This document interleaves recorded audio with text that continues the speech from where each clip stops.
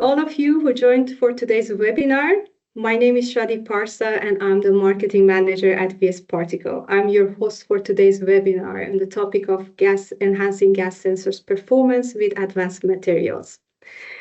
As we move through today's session, our guest speakers will be covering a wide range of key topics from current challenges and opportunities in gas sensing to comparing different deposition techniques for next generation gas sensor fabrication. We will also take a closer look at the AccSens projects, its goal, its impact, and what's ahead. And we will explore how machine learning combined with VSParticle's dry deposition technology are being used to create advanced nanoporous materials.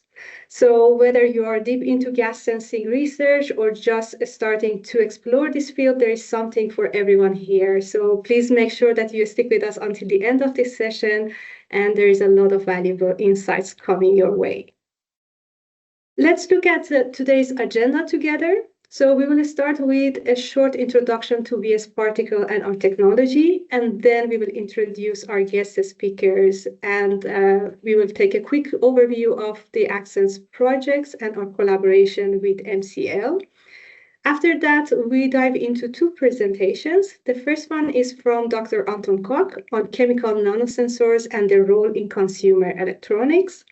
And then after that, Dr. Leandro Sacco will walk us through the challenges and opportunities in gas sensing material deposition. We will wrap things up with a live Q&A, so please make sure that you drop your questions in the chat so we will address them toward the end of this session. For those of you who are not familiar with VSParticle, VSParticle is a Dutch company developing cutting-edge nanoparticle synthesis and deposition tools based on a patented spark ablation technique. As a company, our goal is to supply the scientific community with the right tools to speed up the material discovery within the next decade.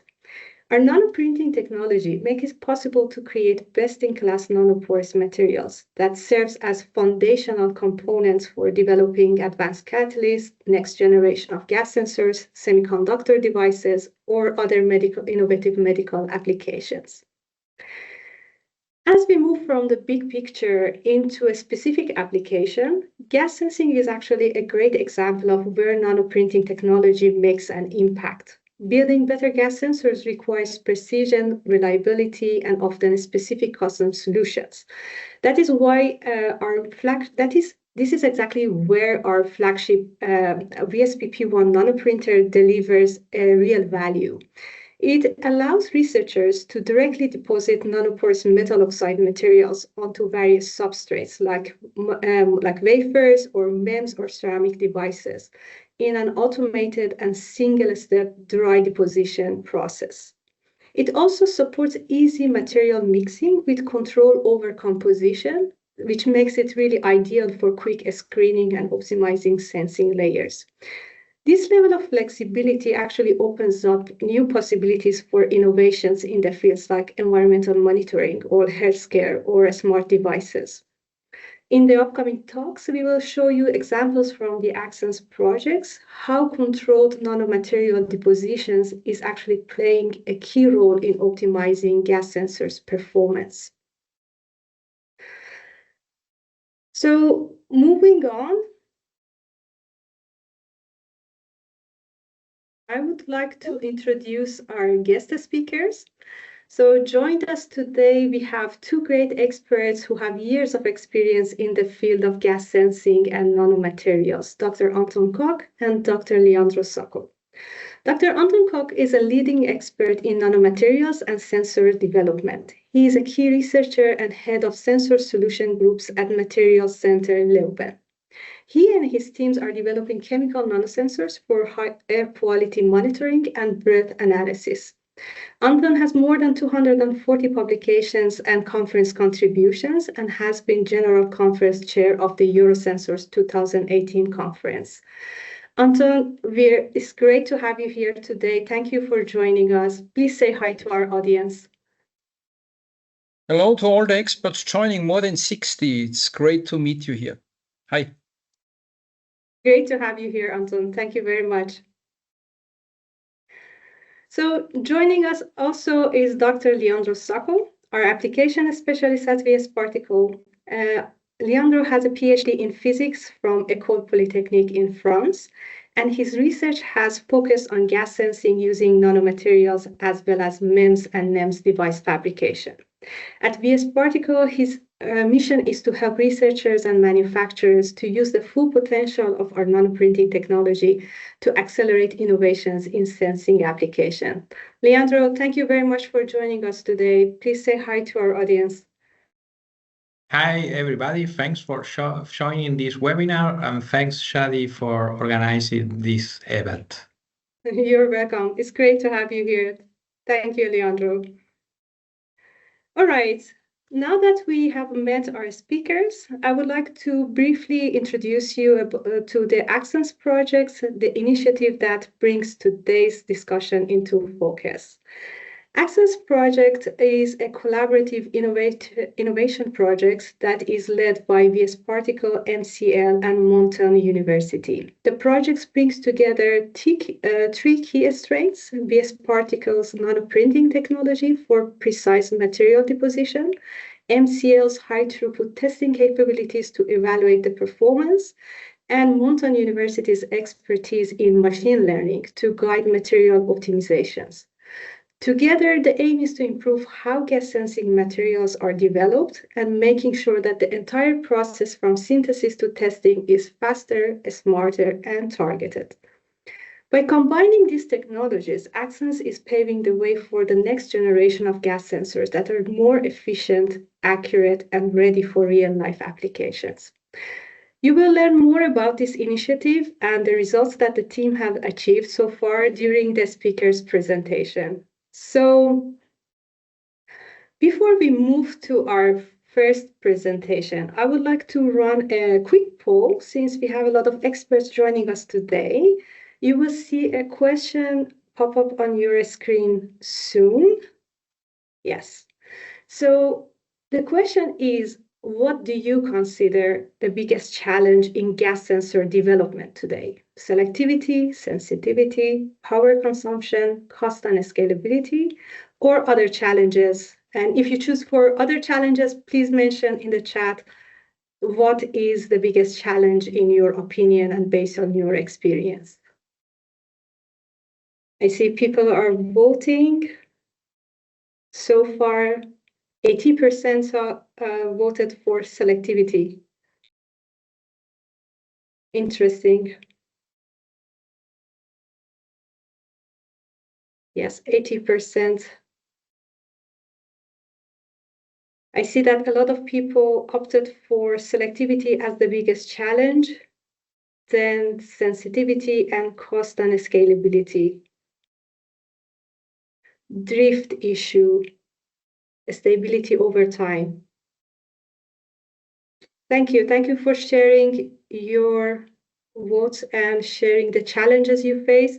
And selectivity, I see that 65% voted for selectivity as the biggest challenge, and this is definitely a topic that will be addressed later by Anton and Leandro in the upcoming presentations. All right. Thank you, everyone who voted. It's now time to jump into our first presentation. And Anton, over to you. Yes, perfect. Okay, Yes. so today I'm talking about chemical nanosensors for consumer electronic applications. To my opinion, this is definitely our ultimate goal, to bring these devices to the people. I am the group lead of sensor solutions at the Material Center in Leoben. If you don't know where Leoben is, it's in the mountains of Austria, some 50 kilometers north of Graz, which is the second largest city of Austria. The outline of my talk, I will introduce very briefly MCL, then the motivation and applications, why we are working on chemical sensors. Then I show you how we are dealing and developing chemical sensors at MCL. Then also address the VSParticle technology, which we use in this AccSens project. I also introduce our new sensor approach, where we also use LEDs for excitation of the gas sensing material, and then a very brief summary and outlook. About MCL, MCL is a competence center since more than 25 years. Competence center, which is a very specific form of funding in Austria. We have around 150 employees. and we are quite important for material-based solutions and products. Traditionally, our major focus is on steel, hard metals, and alloys, but a third of the business now is in microelectronics, in particular in materials for microelectronics, and we are developing these gas-sensitive materials. Now, the motivation and the applications, why we are working on chemical sensors. Most of the people spend more than 90% of the time nowadays indoors, and outdoors pollutants are also found indoors. So it's really essential that we know about the quality of air that we breathe.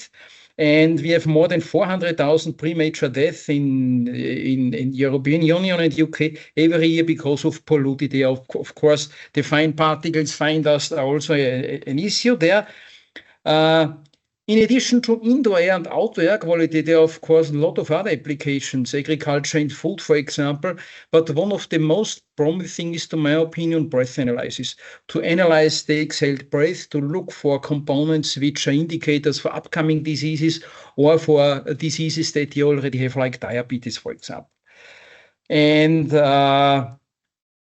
of course, we would like to bring these sensors mostly to lifestyle applications. It was several years ago that we had a project, a running project together with Samsung, and they actually took a look on chemical sensors if they're suitable for implementation in smartphones.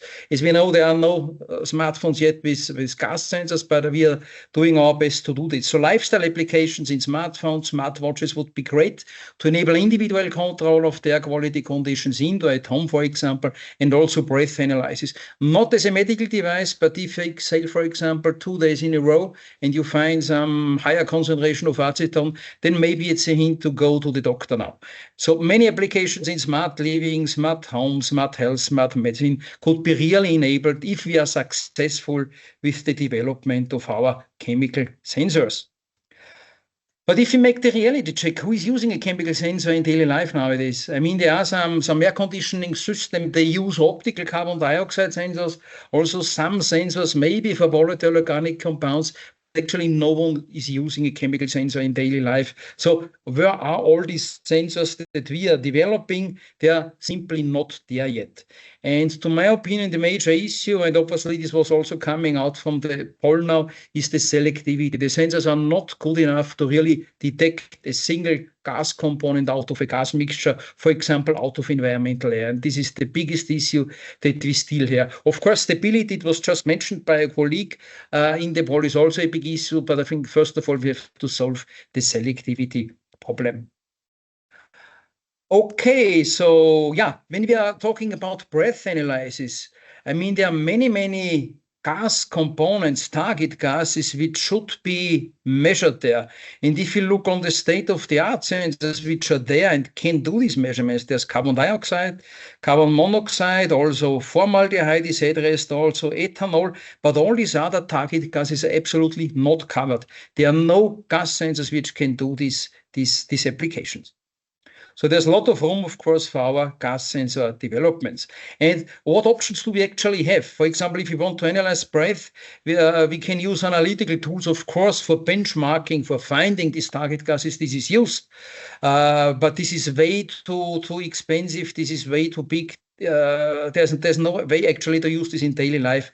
There are some also upcoming optical spectroscopy devices using quantum cascade lasers, for example, but also all these tools are very limited. So we need compact electric device which target this area here, having a very good sensitivity going down to the part per billion range, and also addressing 10 to 15 different target gases. We need compact electronic devices, and this is the reason why we have to continue developing our electronic chemical sensors, the gas sensors. How are we developing the chemical sensors at MCL?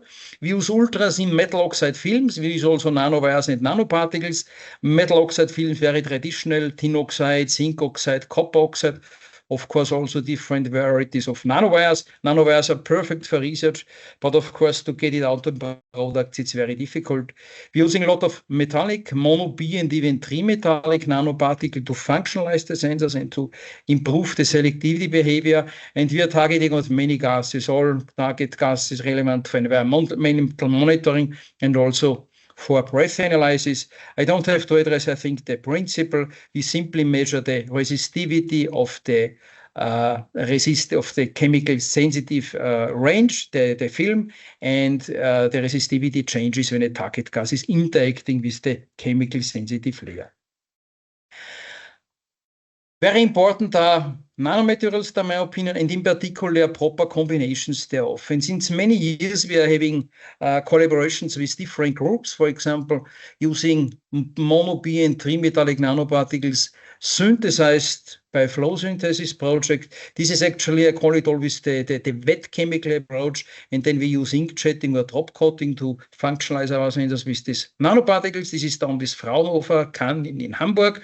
And we're also working on sputter deposition of these metallic nanoparticles. This was a collaboration with the OIST and nowadays with the Montana University in Leoben, where the nanoparticles are produced by sputter deposition. This is a very pure approach, of course, no organics around, no solvents around. So this is a very good approach. And we use this in this FFG project, an Austrian project, to optimize sensors with nanoparticles.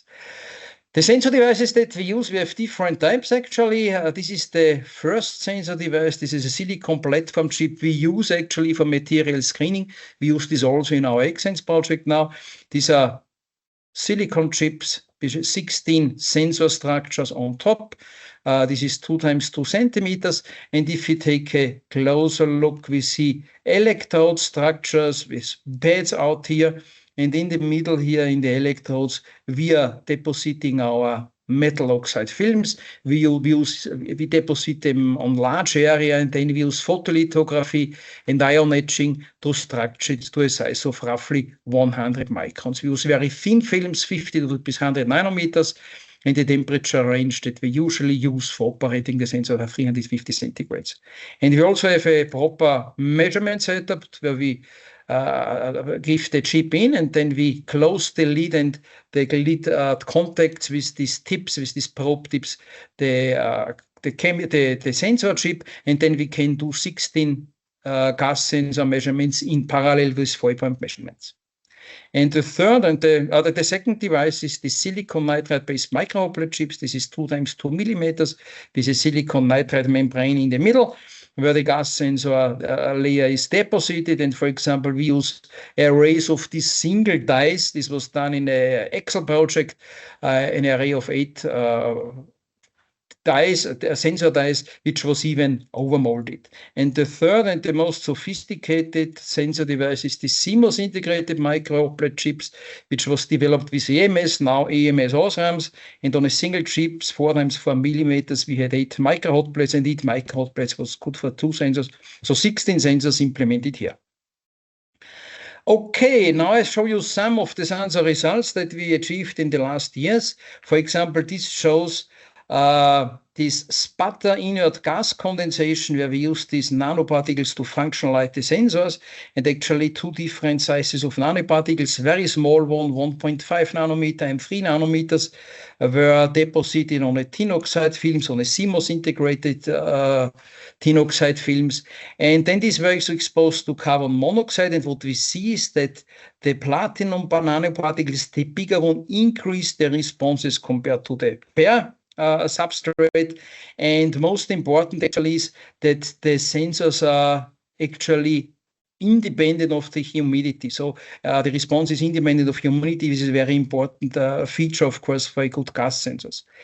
Another device is shown here, these 8 different sensor dies that we used here with tin oxide, silver functionalized tin oxide, copper functionalized, and also copper oxide. And out from this diagram, we see that the response is very different depending on the material and the material composition. So the sensor response is really tunable in a broad range by a proper nanomaterial combination. Here we addressed acetone, ammoniac, and HC mix, nitrogen oxide, carbon dioxide, and carbon monoxide.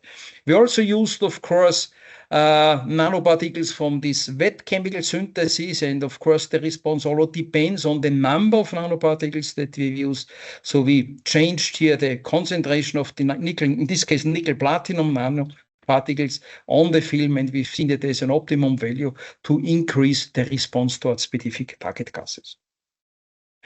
Another nice result is this carbon dioxide sensor that we developed over the last, I would say, 3 years, where we use 50 nanometers of copper, which is thermally oxidized, so it's a copper oxide-based sensors, and specific gold nanoparticles, and the response of this device is more than 300%. It's an electric carbon dioxide sensor, and this is a very high response. I think it's one of the highest responses ever reported for a carbon dioxide sensor.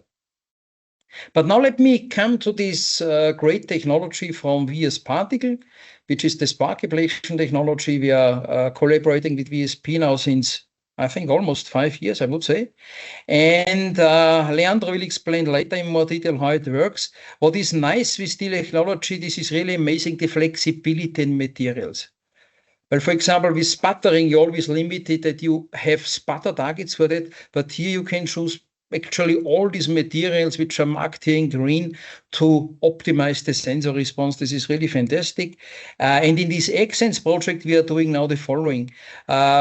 VSParticle is doing nanomaterial processing. We have chosen 3 base materials and 2 metallic catalysts, and they are starting with a specific composition on our sensor chips with the 16 sensors. Then we evaluate the sensor performance of the 16 sensors in parallel. We get some results, and these results are then fed into this active learning process, which is spun by the Montana University of Leoben. They are the experts on taking the experimental data, doing some Gaussian process regression. I'm not expert in this field. And out of this data, they suggest a new material combination, an optimized one. And this is realized by VSParticle again. And then we start the circle again. We are doing the evaluation, and then we feed into this active loop again.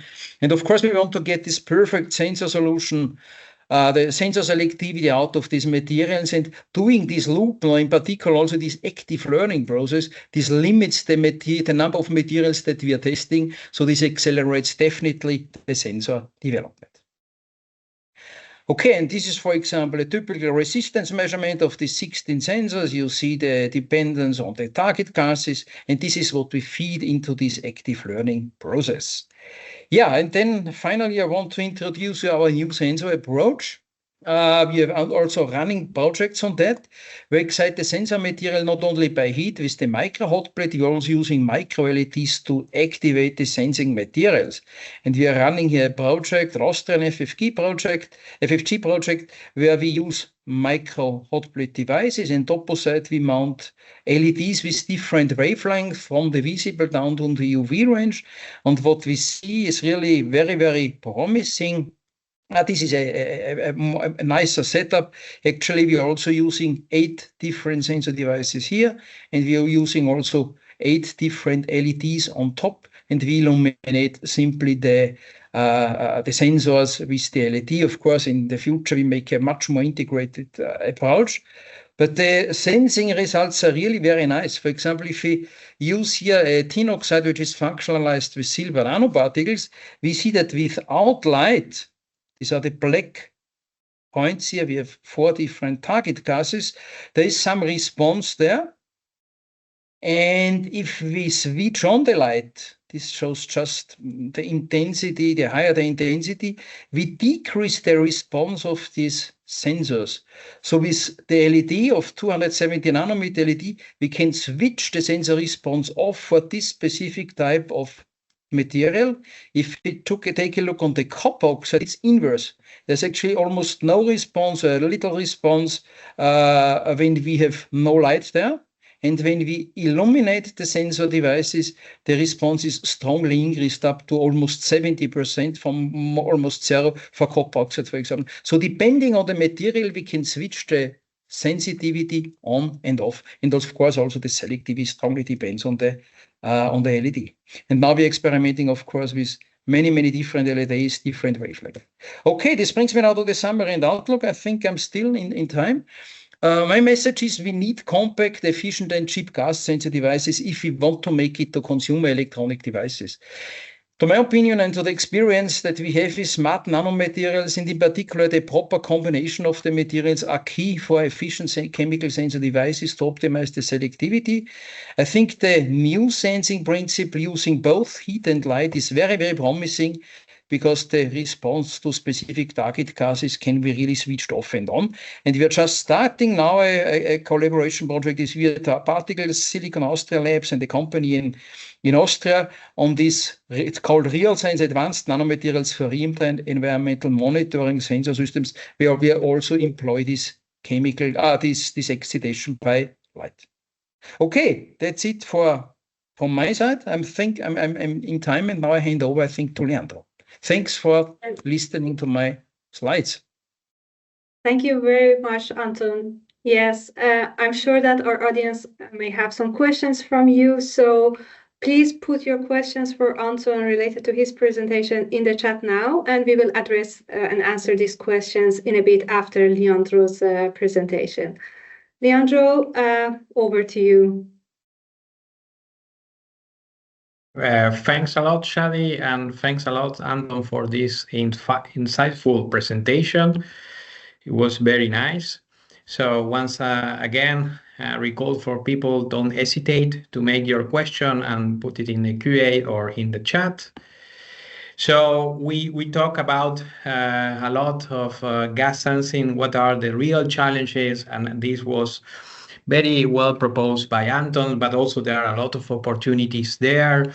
And we have a kind of common agreement that selectivity is one of these biggest challenges and drawbacks that we need to overcome. And that's where VSP can bring a solution to that. Because if we compare with other deposition techniques, let's start to zoom out to give some context about the different deposition techniques possibilities that nowadays we have available. So people are very familiar when you want to deposit all around a wafer. You have typically sputtering or atomic layer deposition, thermal evaporation. Of course, this list is limited just to give an example of methodologies that you can have a very precise control on the material composition and also on the thickness layer that you want to print. But then when we start thinking in the sensing performance, we realize that typically this methodology leads to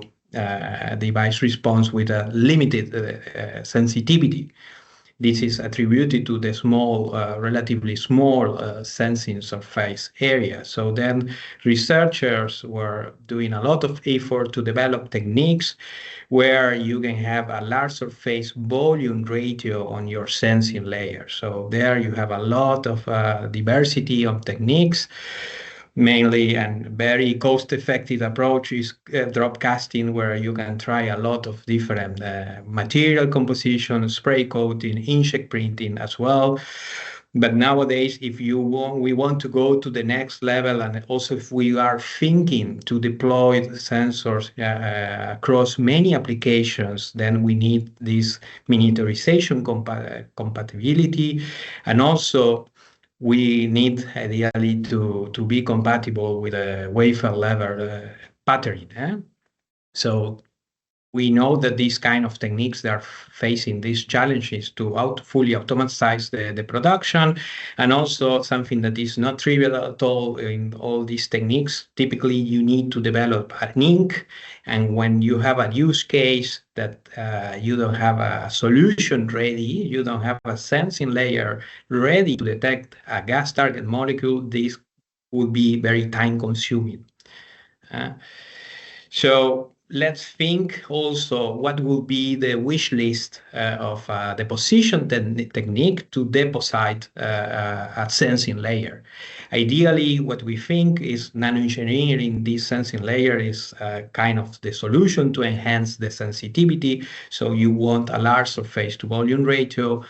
You would like to have a low-cost approach that lead to a reproducible and stable layer over time.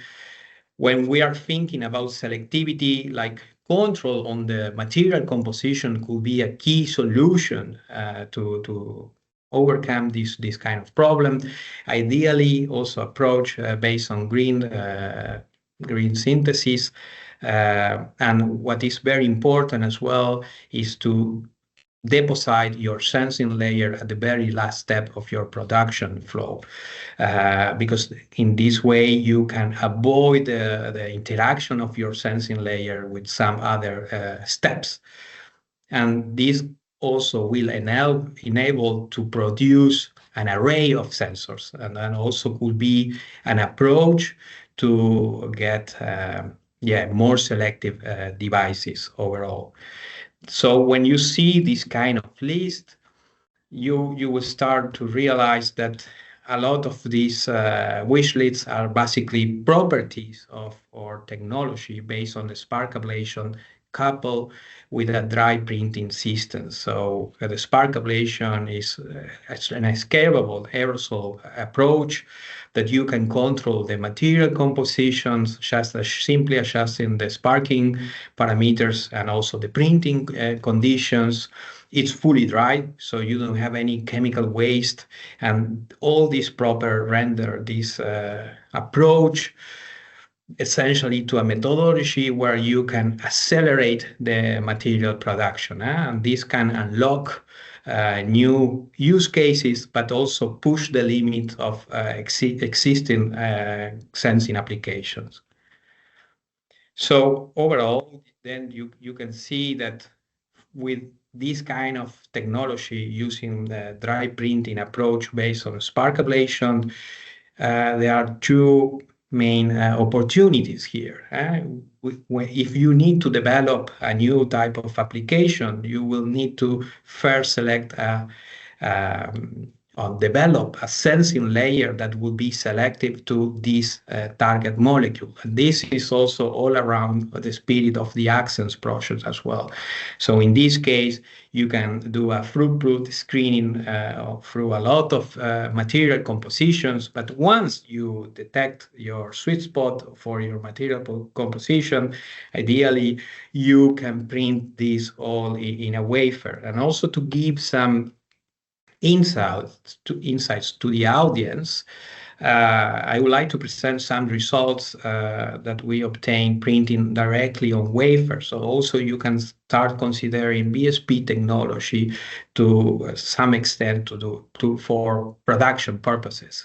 So here we can introduce a wafer with around 8,000 devices where we print 4 different materials in different cells, and basically every unit cell here have 4 micro hot plates.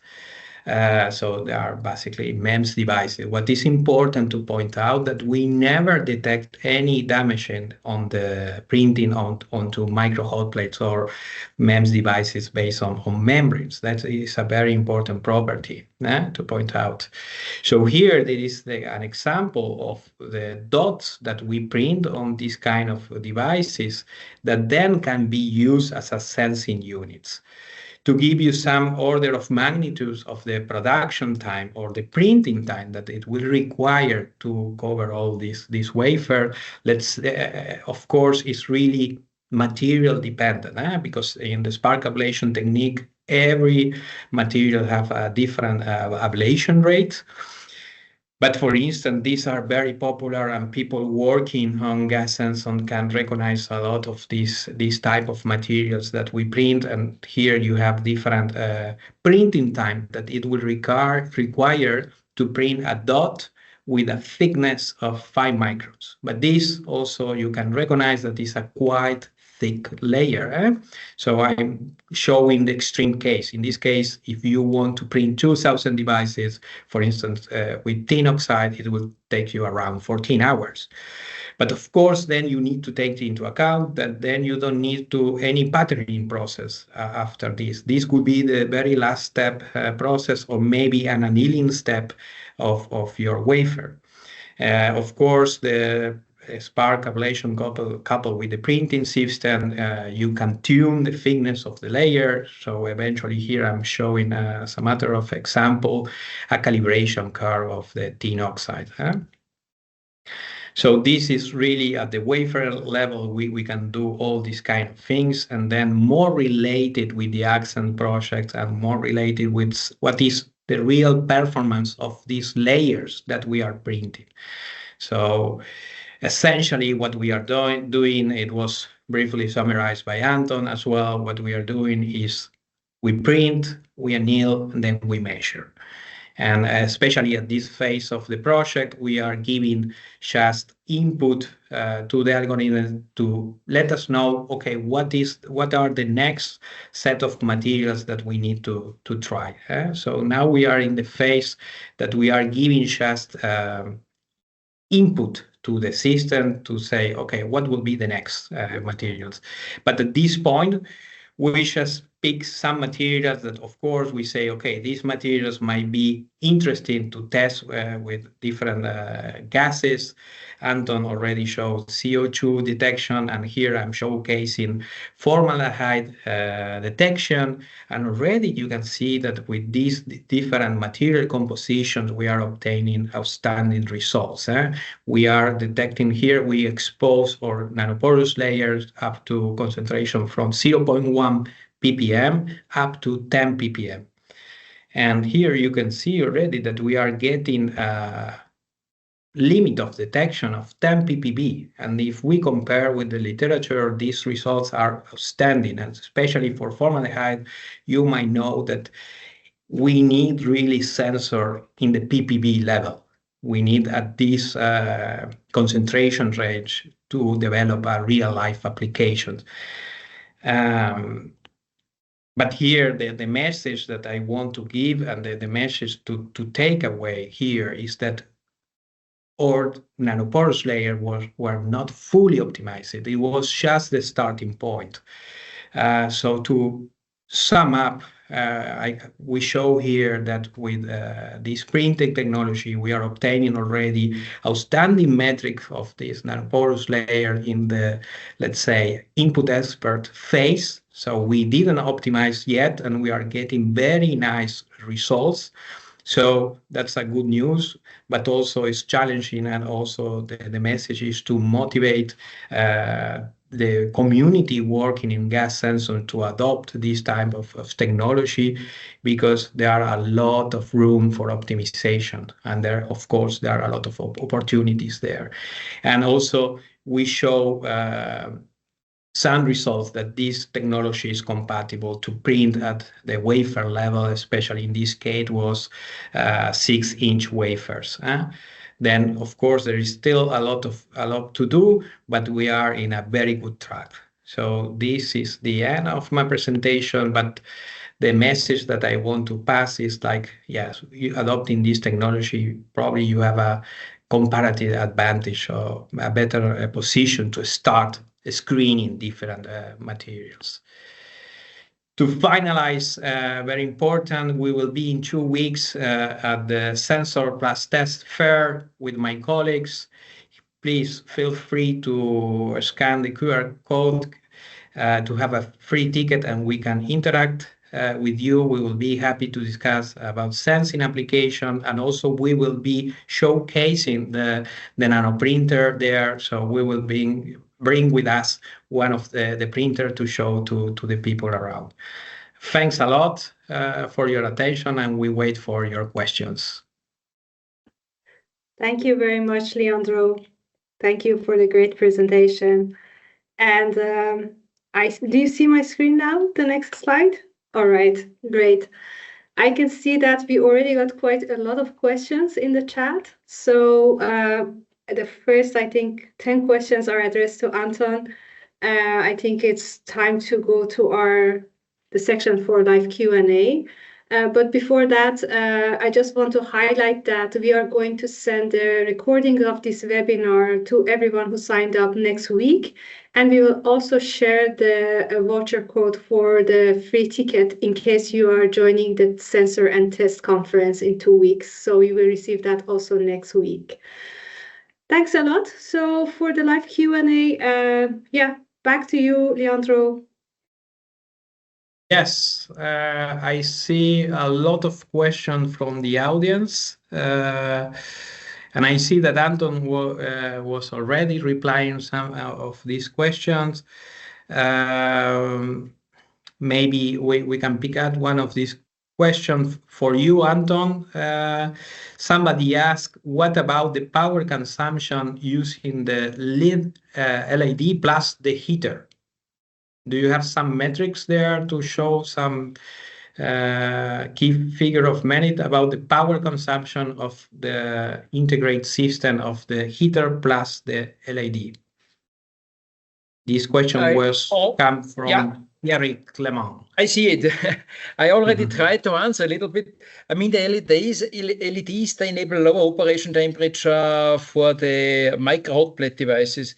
So instead of 350 centigrades that we use, or 300 centigrades, we are typically using 150 centigrades. And for some cases, it even enables room temperature operation.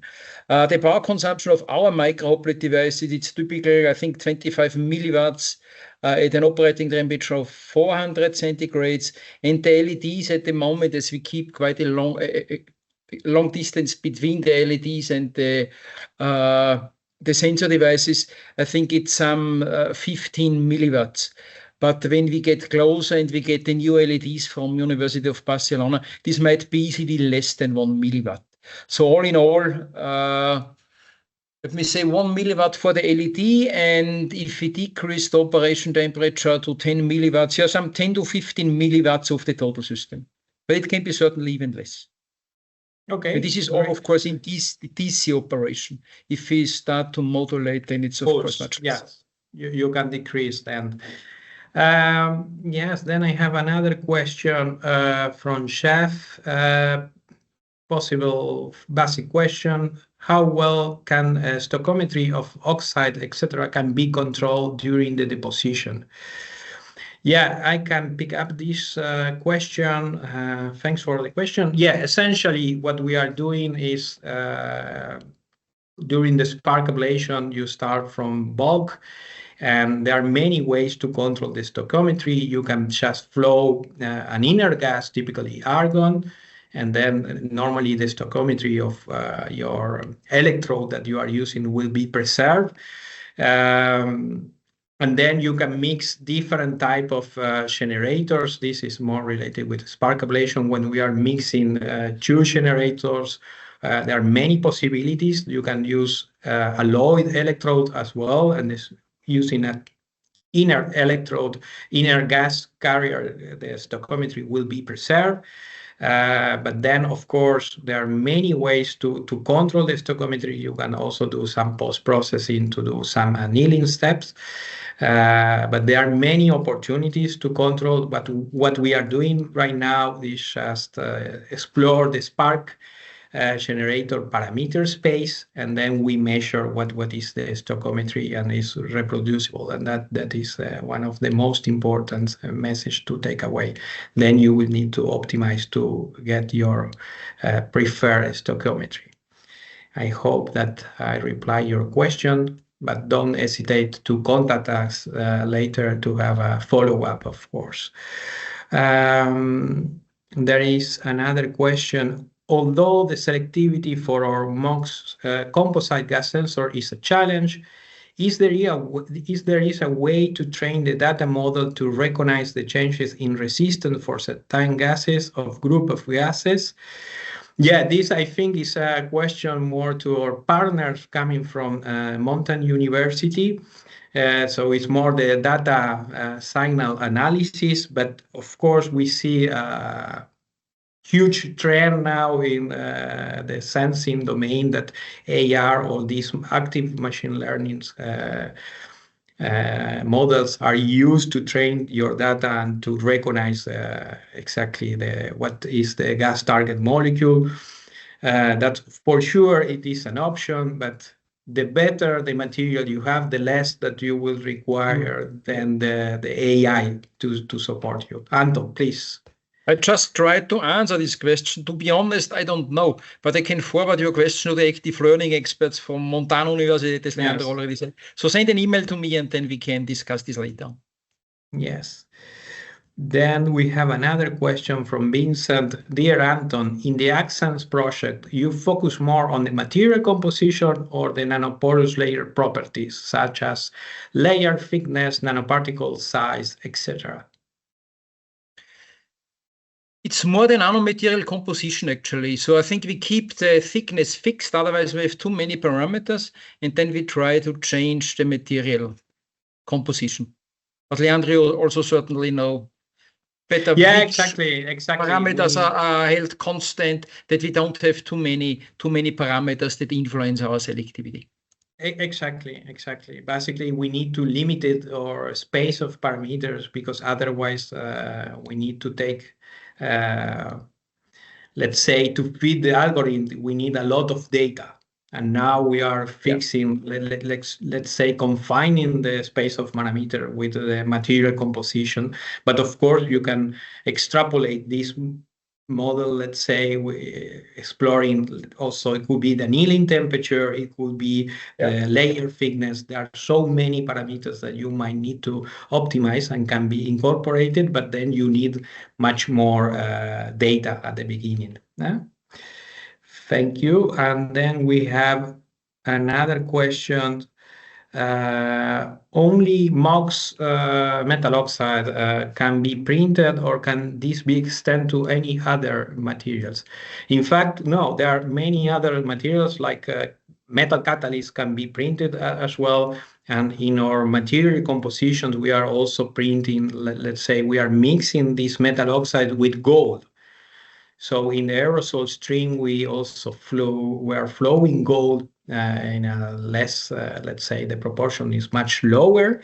So we are mixing our metal oxide with metal catalyst to have kind of functionalization in our nanoporous layer. And for the AccSens project, we are using just gold and silver. I think we have a few more questions. Dr. Sacco, when you print lines, what is the minimum thickness layer that you can print? What are the printing times in this case? An estimation? Yes, very good question. With our printing capabilities, we can print for, let's say, dispersed nanoparticles. That is also an option. So eventually we can functionalize other nanostructures like graphene. So you can really functionalize 2D materials, but then you can, of course, depending on the printing parameters, you start building nanoporous layers. And the minimum thickness that you can form, let's say, is material dependent, but it would be between 50 nanometers and 100 nanometers. And then, of course, you can start to build up on top of this, and you can get a layer relatively thick, or several microns. Thanks for the question. Leandro, yes. There's another question concerning the carbon dioxide sensor. Have you tried the copper-gold material combination generated by VSParticle for the detection of carbon dioxides? I think we have to exploit this in more detail. That's correct. Exactly. Yes. At the moment, we are using the thermal oxide. Sorry, Leandro. No, very good point, and also it will be super interesting for us. And absolutely, the good news is our technology is fully compatible with this material, so definitely there is room to explore this material composition. There's one more question: is work being done to combine multiple sensors into a single device, such that perhaps sensors that don't have yet ideal selectivity can become more selective by combining the response of multiple sensors? Yes, this is what we already do. At the moment, we do it with single dies, so we have single sensor devices, but you have seen the CMOS approach where on one single chip we have 8 microplets. At the moment, we cannot process the CMOS devices, regretfully, because the company AMS Osram stepped out of the field on environmental sensors. But actually, this was really a try to do this, and we still have those sensors. But this is, to my opinion, key to integrate several sensors on a single chip. Absolutely. Okay, I think we have 2 more questions related with the printing. What is the resolution of the printing? So this question is coming from Bala. So the minimum feature that we can print is a dot with 100 micron, around 100 micron diameter. That is the minimum feature. And then, of course, if you want to print another geometrical feature like a rectangle, we start to print based on this. So when we are printing a line, we start to project and to move the stage to create the line. Then there is another question: is the gas diffusion within the nanoparticle layer, or let's say the nanoporous layer, very limiting? It's something that we need to also to tackle, like to see what will be the thickness effect. So if we start having volumetric effects, let's say, or if we are mainly detecting on surface, and this is a very passionate topic, and it's something that could be done, of course, but till now we don't have enough data, especially for this AccSens project. What we are doing is picking one thickness layer, and then we are just screening materials. But of course, this is very important. It will be more related with the gas sensing mechanism involved, and it's a very pertinent question to know really if we can print very thin layers, because we know that the sensing mechanism is taking place into the surface, or if we have a lot of volumetric influence. Thanks for the questions. I don't see any more question, or maybe yes. PT, yes, there is questions. PT catalyst in fuel cells get poisoned quickly.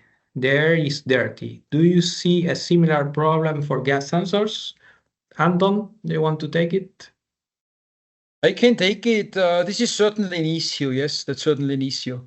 And as long as we are in lab conditions, in a nice environment, synthetic air and all the test gases, it's nice. But of course, when you step out, you have sulfur, for example, VOCs, which are around. This might be an issue. Yes. Mm-hmm. Yes. But what we see now, it's your layers, I just answered the questions, are very stable. It's really amazing.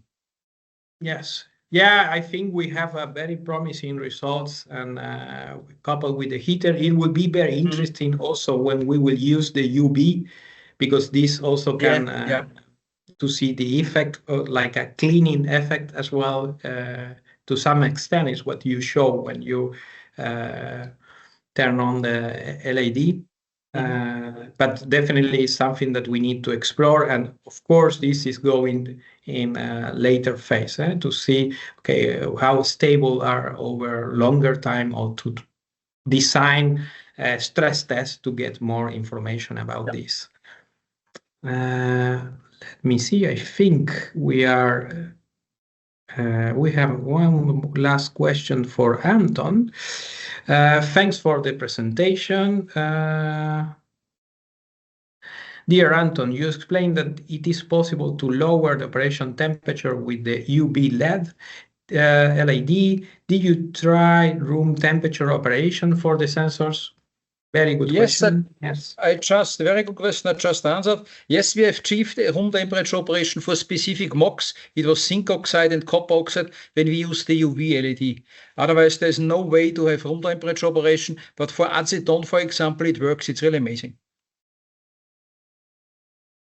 Yes. There is one question coming from Mike. Can you say what the micron gap size for the interdigitate electrodes on the micro hot plates that the nanomaterial is deposited onto? In our case, we use 50 microns spacing on the micro hot plate, and when we have layers with very high resistance, then we have chips with 5 micrometer spacing. Yes. Thank you. One question coming from VMens. Any solution to speed up the process time, such as for a 6-inch wafer? Yes, that's something that I can take. Yeah, it is what we say. Here we show some order of magnitude of some numbers of the print, showing some arbitrary thickness of the layer, that here we show 5 microns thick layers. But of course, if you start to decrease the layer thickness, this time will be drastically reduced. That's why this is connected with the previous question. If we are sure that we need very thin layers to detect these gas target molecules, of course, the printing time, all the processing time will be highly reduced. But on top of that, you need to think that you don't need to do any patterning, comparing with other kind of techniques. Then your device is finished. You need maybe just to dice and package. So also this is something that you might need to take into account in your equation regarding the timing. Another question, can your system deposit gold, silver, or nanoparticles with tunable silver and gold ratios and control interparticles spacing directly onto a substrate, for example, fused silica? I will briefly reply. Yes. In theory, we can do that for sure. We can when we are, for instance, doing the decoration of 2D materials, we can control to some extent the level of coverage of the nanoparticles that we deposit. But of course, here it will be some optimization to be done. And yes, this in short we can do, but of course we need to think what will be the design of the experiment to get the results. But yes. Okay, there is one question from Celestine. Do you sell printing sheets with multiple gas sensors? Then you can contact our commerce, our sales team, and they will let you know.